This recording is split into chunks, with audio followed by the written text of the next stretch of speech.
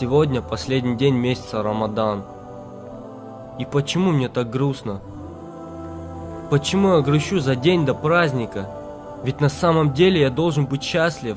Я не пойму, что со мной происходит. Год за годом повторяется одно и то же, одна и та же история. Я думал, что смогу провести больше времени в молитве, прочитать больше Корана и полностью изменить свою жизнь. Но вместо этого меня овладевает стыд.